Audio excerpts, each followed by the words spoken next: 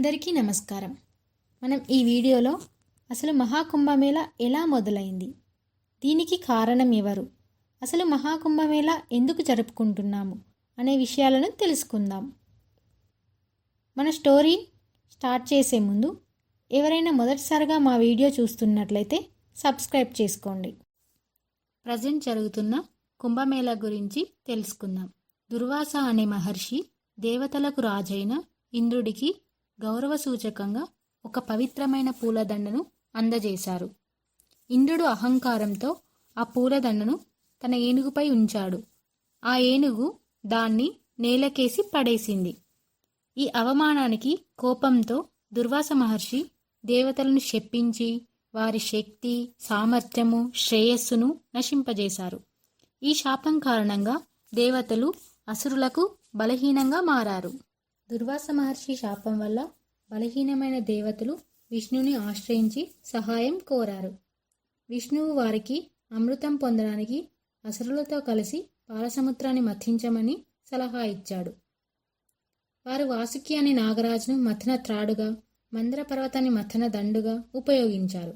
విష్ణువు తన కూర్మావతారంలో పర్వతాన్ని సమర్థంగా నిలిపి మథనానికి సహాయంగా నిలిచారు. మథనంలో పలు ఆభరణాలు మరియు ప్రత్యేకమైన వస్తువులు సముద్రం నుండి వెలువడ్డాయి. వాటిలో కామధేనువు, కల్పవృక్షం, లక్ష్మీదేవి వంటి విలువైన నిధులు ఉన్నాయి. అయితే అమృతం వెలువడే ముందు హలాహలం అనే విషం సముద్రం నుండి బయటపడింది. ఆ విషం ఎంత భయంకరమైందో దాని ఆవిరి సర్వసృష్టిని, దేవతలు, దానవులు మరియు సమస్త జీవరాశులను నాశనం చేసే ప్రమాదాన్ని సృష్టించాయి. ఈ పరిస్థితిలో దేవతలు మరియు దానవులు పరమేశ్వరుడైన శివుడిని ఆశ్రయించారు. శివుడు ప్రపంచాన్ని రక్షించే బాధ్యతతో ఆ విషయాన్ని తాగాలని నిర్ణయించుకున్నారు. ప్రమాదం తొలగిన తర్వాత మథనం కొనసాగింది. చివరకు అమృతం లభించింది. దానిని ధన్వంతరి అనే దివ్య వైద్యుడు ఒక కుంభంలో ఆ అమృతాన్ని మోసుకొని వచ్చారు. అమృతం ఉద్భవించిన తర్వాత దేవతలు మరియు అసురులకు మధ్య దాన్ని పొందేందుకు తీవ్రమైన పోటీ జరిగింది. అసురులు అమరుగా మారకుండా నివారించేందుకు విష్ణువు మోహిని అనే అందమైన రూపాన్ని ధరించి అమృతాన్ని పంపిణీ చేయడం ప్రారంభించాడు. మోహిని అమృతాన్ని దేవతలకు మాత్రమే అందిస్తూ అసురులను మోసం చేసింది.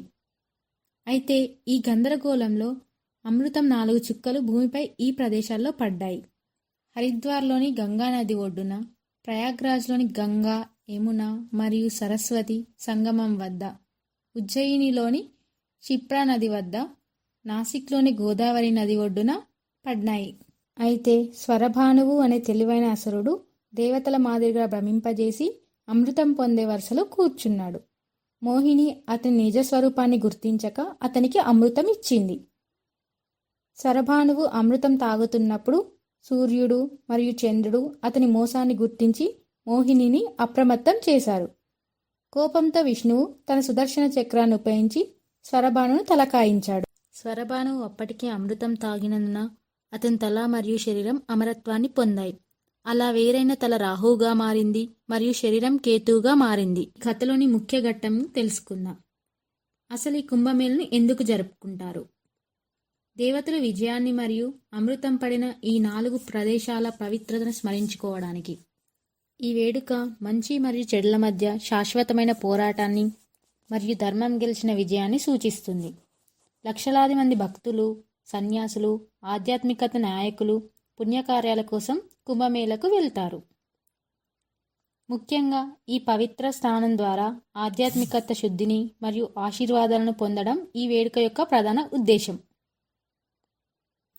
ఈ ప్రదేశాల్లోని నదులు ప్రత్యేకమైన గ్రహ నక్షత్రాల సమయాల్లో దివ్యశక్తితో నిండి ఉంటాయని నమ్ముతారు.